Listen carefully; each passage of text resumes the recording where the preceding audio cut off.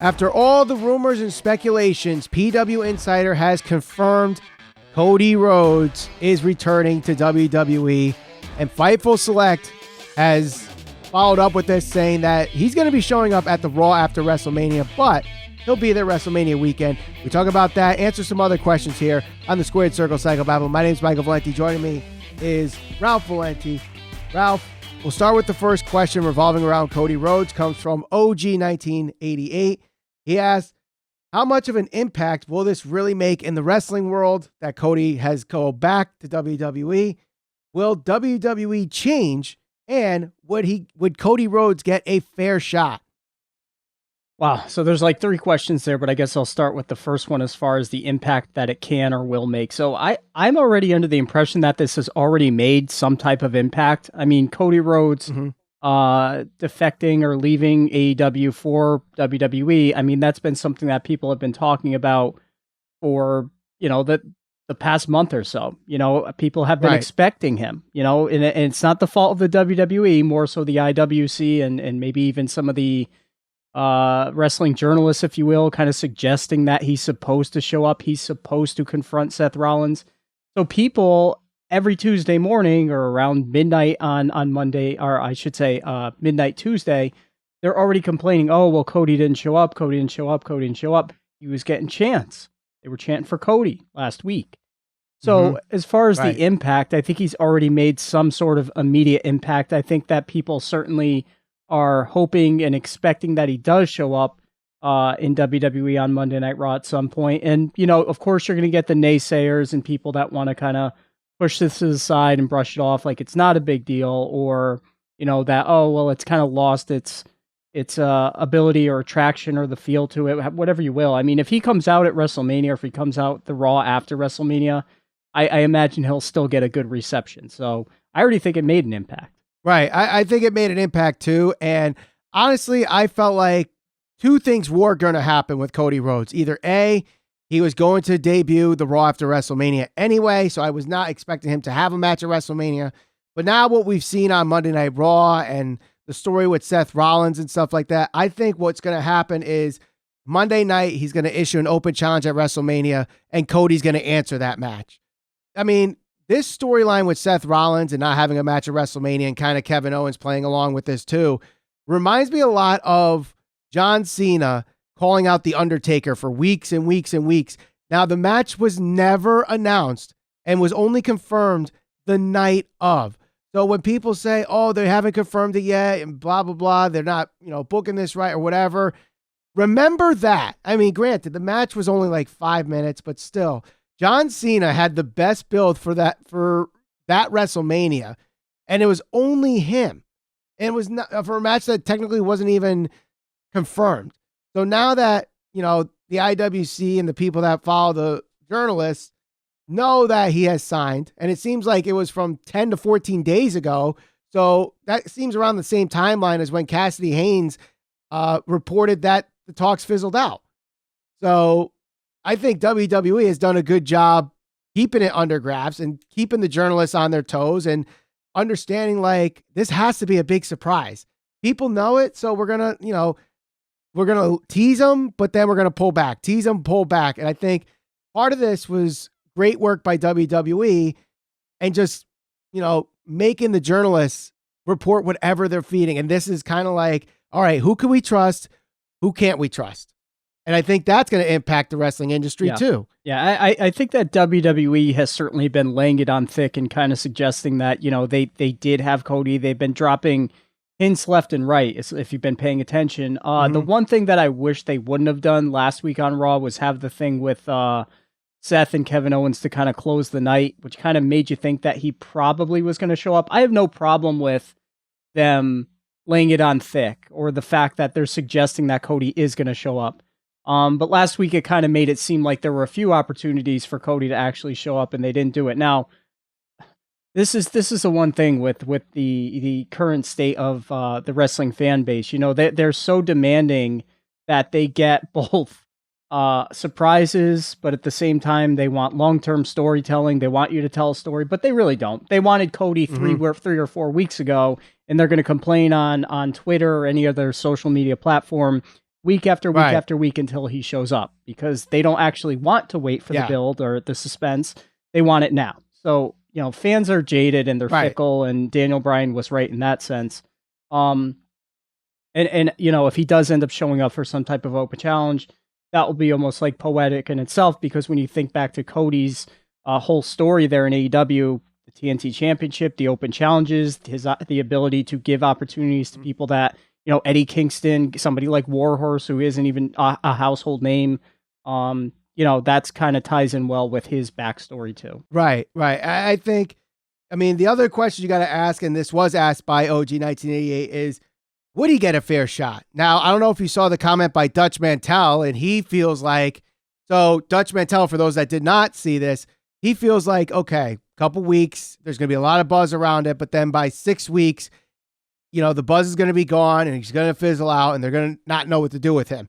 Now, we see this in WWE. We see this in AEW where like the pop of the surprise is there, but then the follow-up isn't there. It's like, all right, what next? If they don't have a plan for him after WrestleMania, you're dropping the ball already. I think eventually he's going to be a guy that goes after, he's going to go after Roman Reigns for the title eventually. Not like, 2 months down the road, but when the draft comes, he goes back to, or he goes to SmackDown, challenges Roman for the championship. Yeah, that's certainly possible. I think the thing with Cody that we have to remember is this is still the same guy that cut some epic promos and had some really good storylines.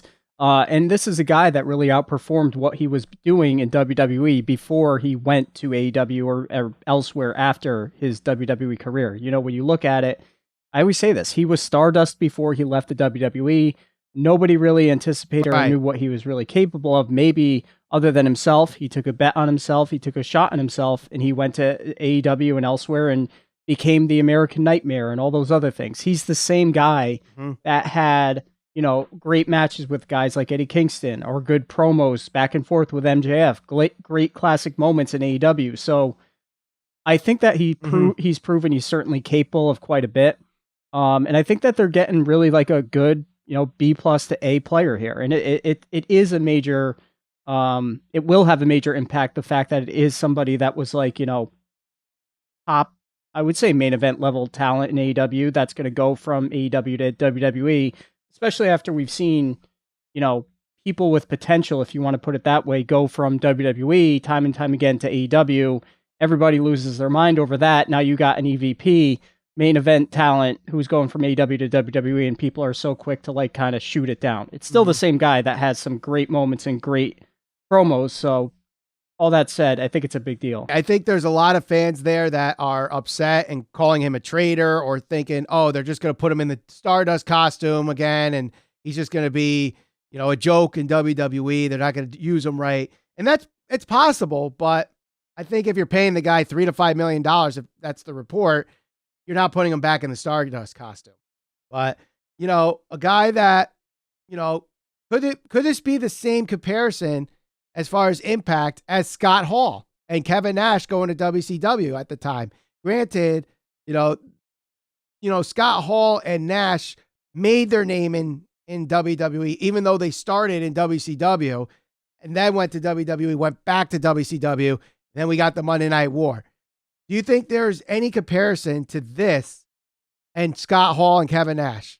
Yeah, so you brought up Scott Hall, and if you weren't going to bring him up, I was going to bring him up anyway. So I definitely think there are some comparisons you can draw between both Scott Hall and Cody going from two major promotions to the other. So, when you look at Scott Hall and his career, the influence that he had, especially when he went to WCW, that was pretty profound, especially when you consider right now the situation where one of the best things to happen with AEW coming to fruition is the opportunity for certain wrestlers to go there and work and get a better opportunity, maybe more so than they would have been granted or given if they were in WWE. Now, this is good for everybody, not just Cody Rhodes, but in Cody's situation, you look at it, he felt like his worth was greater than what AEW was willing to give to him. Tony Khan was willing to give with him.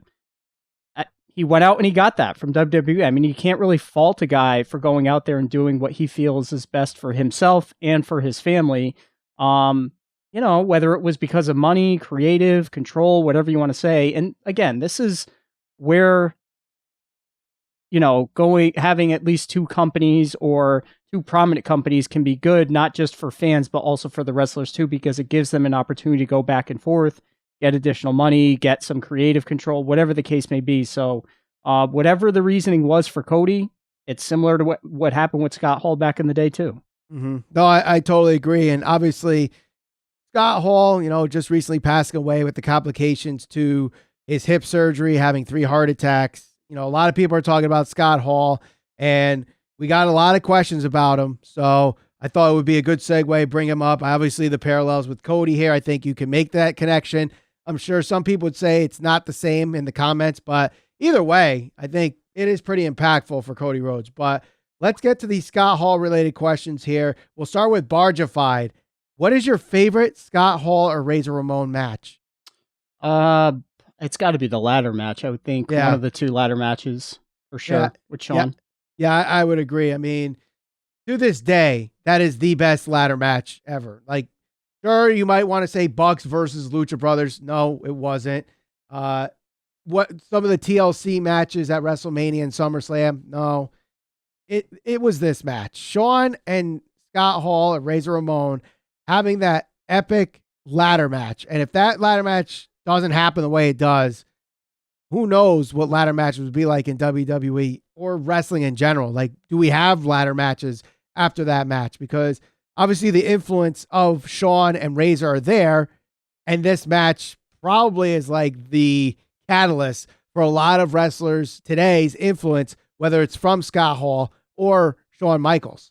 Yeah, no, I agree. I mean, just in terms of the influence that it had on the ladder match itself, those matches were not only great and delivered, but influence-wise, it obviously carried a lot of weight too. Right. Now, the next question comes from Samson Bracali Jr. Is Scott Hall in your top 10 best wrestlers or sports entertainers? We're going to do a different episode on that whole pro wrestling sports entertainer thing later this week, but is he in your top 10?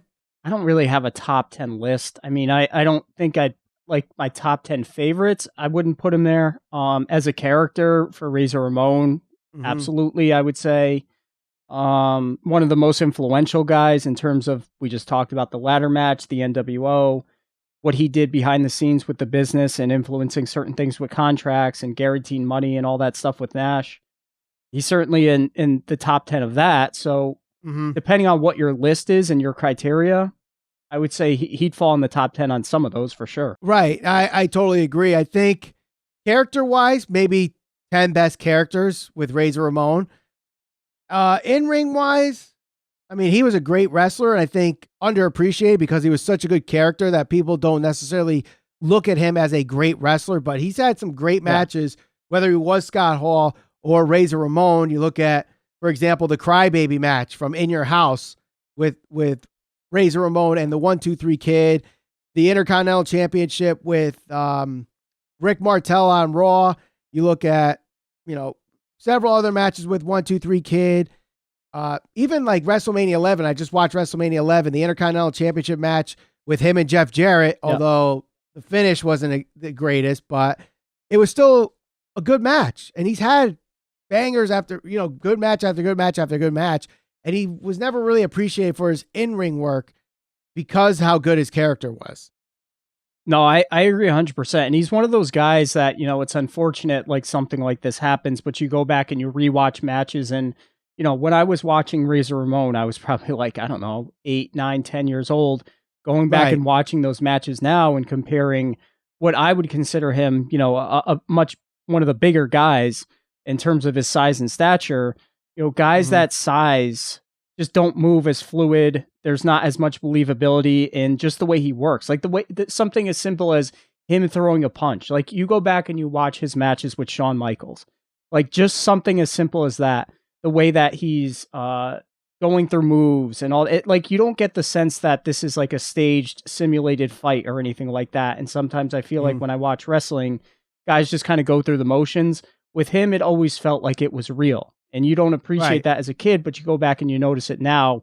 So, yeah, he was definitely underappreciated and certainly one of the, if not the best, one of the best, guys who never won a major championship in terms of like heavyweight championship titles. Obviously, never won the WCW championship, never won the WWE championship. When you look at best wrestlers to never win the World Heavyweight Championship in either WWE or WCW, obviously his name comes up almost instantly. Him, Jake Roberts, Mr. Perfect are just guys right there that never won the world title. Rick Rude won the World Heavyweight Championship, NWA, but there's just some underappreciation sometimes for Scott Hall, and I think now that he's passed away, I think he's getting the appreciation that he deserves, but unfortunately it happens after he passed away, and it's just unfortunate that way. But we got one more question here, and it comes from Murray Lindsay on Twitter. How different would the wrestling world be if Hall and Nash stayed in WWE, did not jump to WCW? That moment alone, them going to WCW, had so many implications and so much influence on the future of pro wrestling. I don't even know if people understand. Like, you probably or maybe would not have had the Attitude Era because you wouldn't have had the Outsiders, the NWO. You wouldn't have that whole shift, which essentially forced Vince McMahon to restructure and change his entire, product. That the Attitude Era was essentially like their answer to the NWO. You might not even had like Stone Cold Steve Austin. If Razor and Nash or Razor and Diesel stayed in WWE and never defected to WCW, WWE might have went out of business. I mean, let's not forget that they were essentially on the ropes. It wasn't like they were selling out arenas and WrestleMania was selling out stadiums and things of that nature at that point. So that contracts alone, it would have had a lot of major implications on what we could see it as wrestling today. Right. No NWO probably means no DX, no Austin, no Attitude Era. No Elite. Guys, they had, I mean, maybe not in the sense that we see them today because they had so much influence from the Clique and NWO and all Too Sweet and all that other stuff. No, I totally agree. Also, guaranteed contracts. You brought that up. Yep. That's a huge part of today's wrestling. Like, no matter what, if they're on TV or not, they have guaranteed contracts. So that's the thanks of Scott Hall and Kevin Nash. A lot of what we see in AEW where they get paid, but they're not always on TV and have limited dates. That's Scott Hall and Kevin Nash too. Yeah. So if that doesn't happen, I think wrestlers today still are working 300 days a year as independent contractors. And yes, granted, that still happens in WWE with certain guys, but I think there's a lot more flexibility even with today's wrestlers, thanks to Scott Hall and Kevin Nash. Yeah, no, I agree. Certainly two of the more influential guys in pro wrestling. Totally. But let us know in the comments what you think of Scott Hall, Razor Ramon, and is this impactful for Cody Rhodes to go back to WWE? Don't forget to share us all over social media. We're on Facebook, Instagram, and Twitter, SCPV Podcast. Subscribe, and we'll see you on the next episode of the Squared Circle Psycho Babble.